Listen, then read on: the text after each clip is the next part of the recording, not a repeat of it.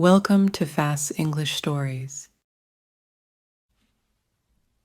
Joey Kerrigan arrived in London in January 1912. He did not have a place to stay. "It doesn't matter," he thought, smiling. "Joey's luck is going to find me a room." Joey thought a lot about luck. "One day I'm going to be rich," he told everybody. "Lucky people get rich, and I'm lucky." After a lot of walking, he found a room in a house. It was near Tower Bridge. The room wasn't very big, but it was cheap. The landlord's name was Mr. Webber. He looked Joey up and down. "What's your name?" he said. "Where are you from?" Joe Smith," Joe said. "I'm from Ireland." "Well, you can have the room," Webber said, "but I want 2 weeks' money. Now." "I've only got 1 week's money," Joey said. "And tomorrow's Sunday," Webber said. "You can't find work on a Sunday. So when can you give me the 2nd week's money?" Joey smiled with his mouth, but not his eyes. "I can find work," he said. "I'm lucky. Good things happen to me. It's called Joey's luck." On Sunday, Joey stayed in bed all morning, and in the afternoon he went for a walk. After an hour, he took a bag from a woman in Fleet Street. The woman shouted, "Stop! Stop!" But Joey was now 50 meters away, and there were no other people near. Joey laughed and ran down a little street, then between 2 tall buildings down to the river. He stopped and opened the bag. There was some money in it, but not very much. He took the money out, then put the bag into the river. Later that day, he walked past a bookshop. There were lots of people there, looking at books, and Joey moved carefully between them. For a second, he stood behind a fat man, then moved quietly away. The man did not feel Joey's hand in his back pocket, but the man's wallet was now inside Joey's shirt. It was a big, fat wallet, and when he got back to the house, he gave the landlord the 2nd week's money for the room. "You found work on a Sunday?" Webber said. "Where? Who with?" Joey smiled. "I told you. I'm lucky. Joey's luck." For the next 3 months, Joey Kerrigan walked the streets of London most days. He stole handbags from women or things from shops, and he took wallets from men's pockets. One morning, at the beginning of April, he took a wallet from the pocket of an old man with a red face. Joey was usually a very good pickpocket. People never knew anything about it. But not that morning. The man with the red face was quick.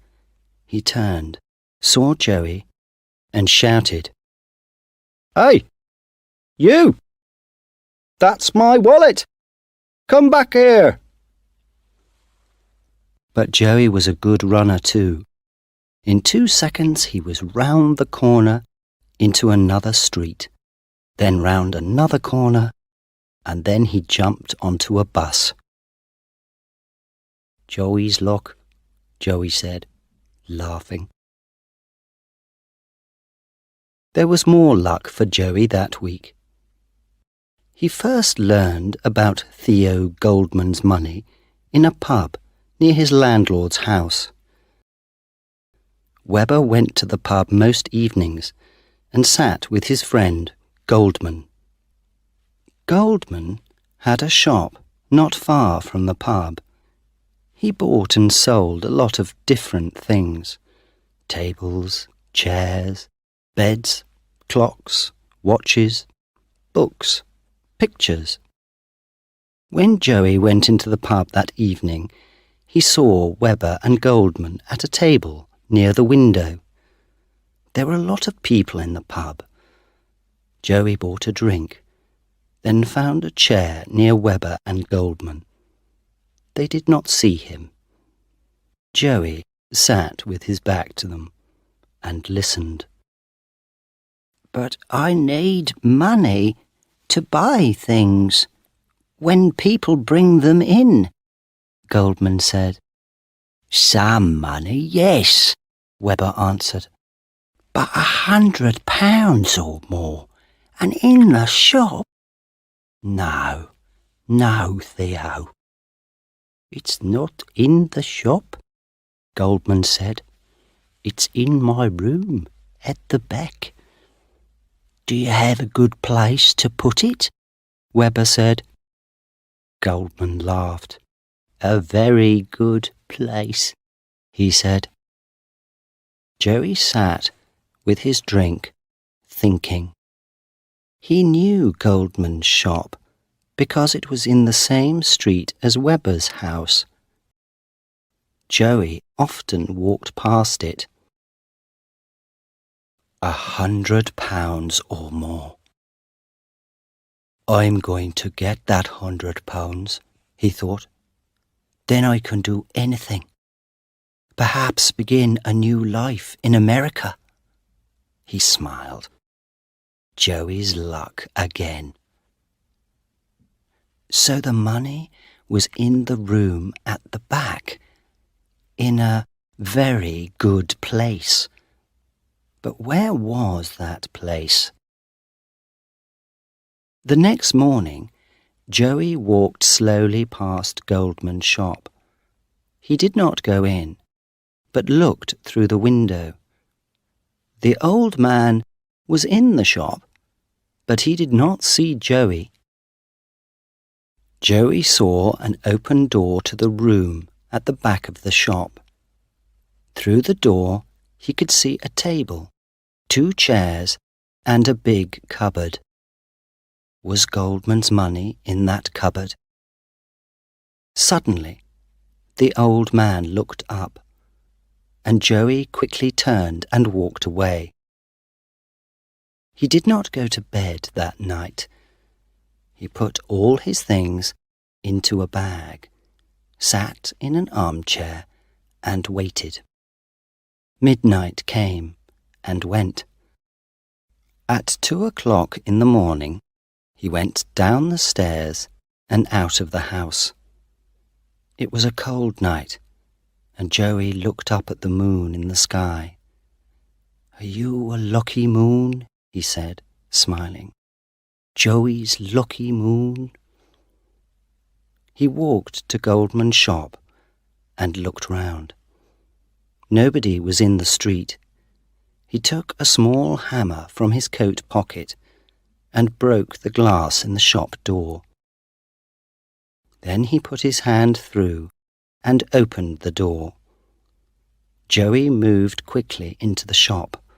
He closed the door behind him and put his bag on the floor.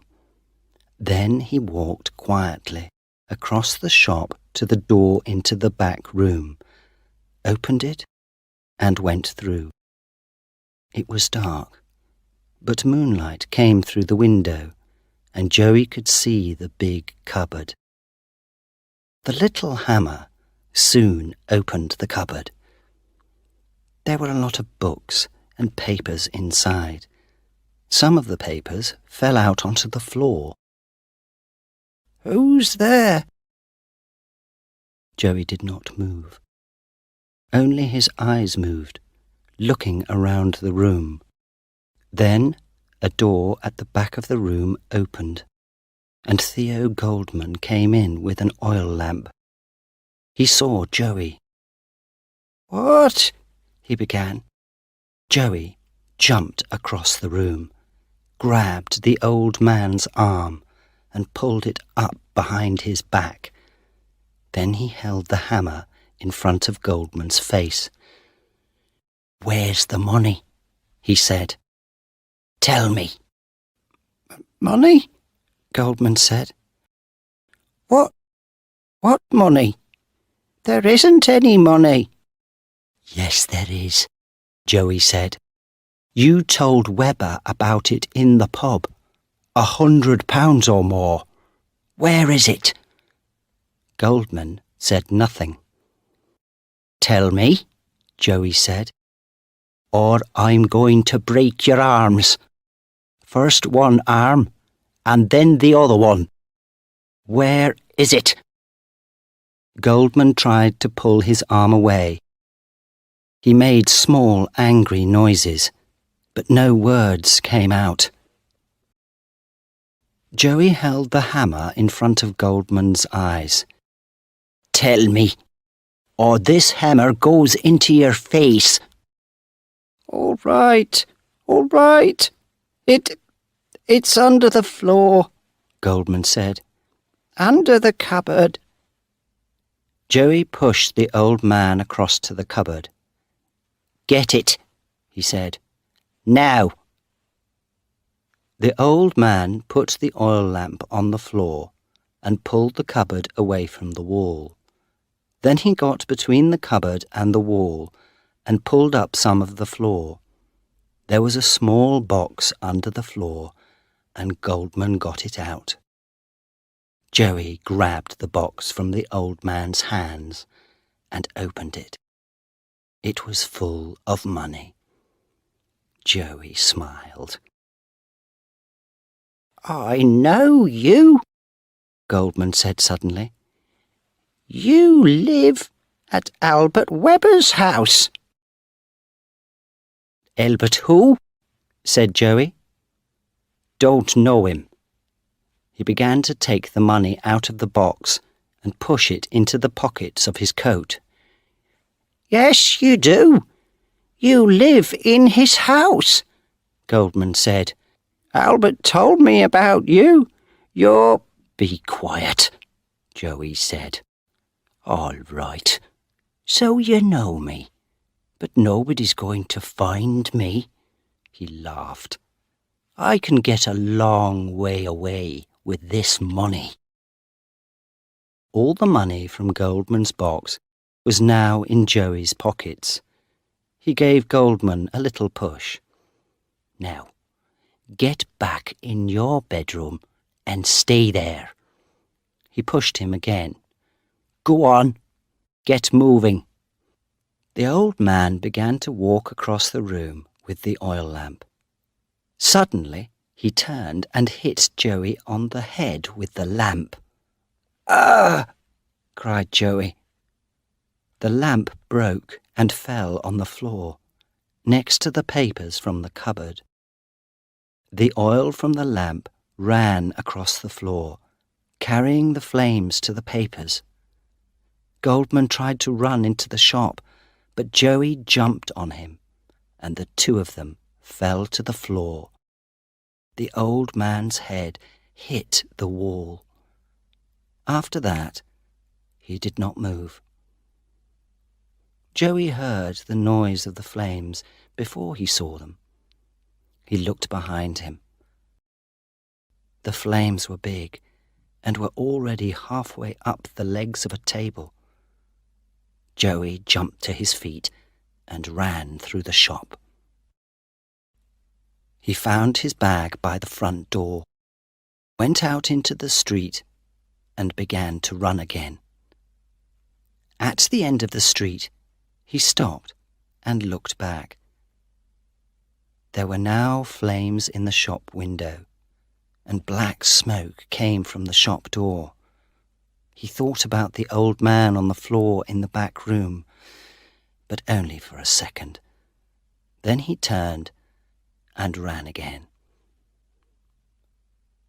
2 days later, on Wednesday the 10th of April, 1912, Joey was in Southampton with thousands of other people. They came to see the new ship there, the biggest and fastest ship in the world. It was the day of its first voyage across the Atlantic to New York, carrying more than 2,000 people. Some of the people in Southampton that day were the ship's passengers. Some of them just came to look at the wonderful new ship. And there it was. Joey was a happy young man. He was a passenger with a ticket in his pocket. A ticket to New York. Life was good, he thought. Joey's luck got me the money for my ticket, he said, laughing. And Joey's luck is taking me to America. This is the end of my old life. And he walked onto the Titanic.